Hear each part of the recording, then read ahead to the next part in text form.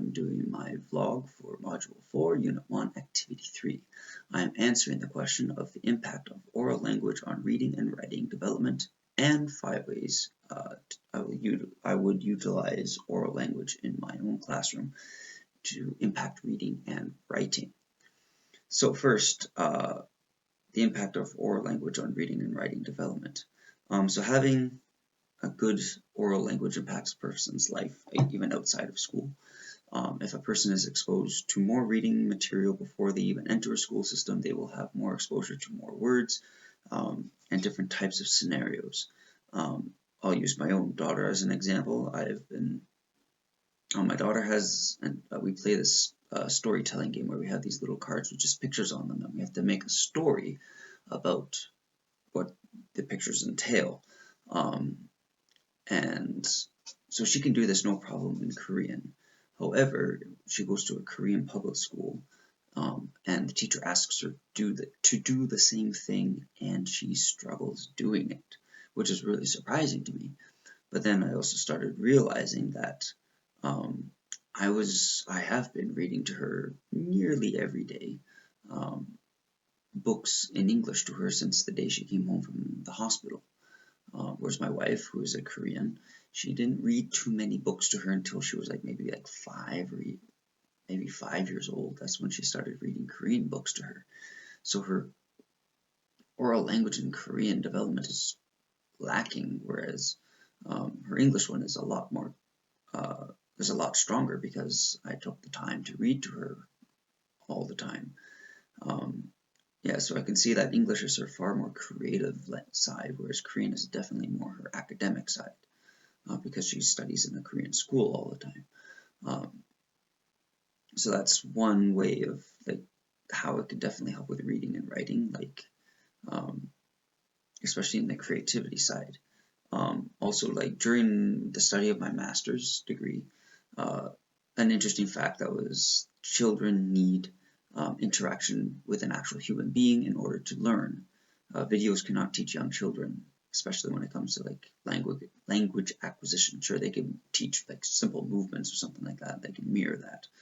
But when it comes to actual language acquisition, a physical human being is needed, not a screen or technology in that regard. And so parents, since I live in Korea, a lot of Korean parents will just plop English videos in front of their children and hope that they will naturally acquire the language. They might pick up few words here and there, but their development will be a lot slower than when they would have to learn with an actual human being. And so parents need to know that children cannot learn on their own. Children need to be taught how to learn, which should be the parents' responsibility. And so I'll use another one of my personal examples. One of my current students, who is a Korean national, her parents had, I can tell, invested a lot of time into her English education before she came and started learning in kindergarten last year, because in her first week she was already speaking in full English, in full sentences in English, which I had never had a student being able to do that at her age before. So you could, now her reading and writing were obviously lower, but they had spent the time to read to her, and so her listening was great and her speaking was great. So it shows that parents need to invest their time into their children in order for them to help them to learn. Now, to put this into a classroom environment, so if a student doesn't or didn't have parents that read to them to develop their oral language, they will definitely struggle in school, especially in reading and written assignments. Students will be behind, and since they will have to try really hard to try and catch up, that can impact classroom environment in some possibly negative ways.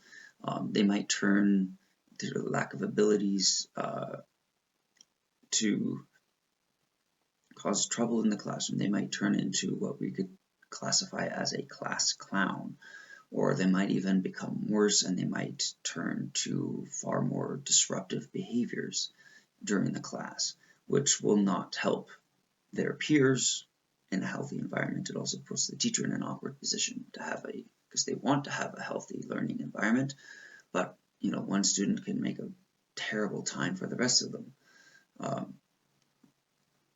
And so I can see a lot of it in today's culture where the parents do not realize the importance of reading to their children, especially at a young age, because they think that, oh, they'll just learn how to do that in the school system. And that all these years of missed early development or oral language development will magically develop because now they're in school. But they've missed that key time of their child's life to get that oral language and introduce the oral language. And so that in turn puts on more stress on the teachers because they're trying to perform a magic trick and get these students, to get their oral language built up, but they don't have one, so they have to build a foundation, and so therefore it's, they're 2 or 3 years behind some of the others, and so that will impact how effective the teacher can be, and so they'll constantly be thinking about that, and so that might really have a negative impact on an information-intensive environments that they are trying to create for the students. So those are my thoughts on the oral language. And so these are five. And so next are my 5 ways I would implement an oral language into my classroom. So I have these in a random order, I'm just off the top of my head kind of thing. So number 1, have the students read books, either collectively, like, I could read them a book and, ask them comprehensive questions about it, or have them read a book individually. Just let them choose a book, and they can present the book in front of the class and what the book is about and whatnot. A great exercise is also dictation, where I can read a sentence or I can play an audio track, and the students have to write down or fill in the blanks what they hear. That so that they have that listening skill, and then they can apply what they know from their phonics to their spelling. Have the students, so number 3 would be write book reports of stories they have read either at home or in class. Again, taking what they're reading and applying it into a written activity. This number 4 could be a book reward plan. So at the end of a certain time, students who read more level appropriate books could get a prize, or they could turn that book into like a coin of some sort, and then at the end of a certain time they'd have a certain amount of money collected, and then they could buy some prizes or gifts or something like that.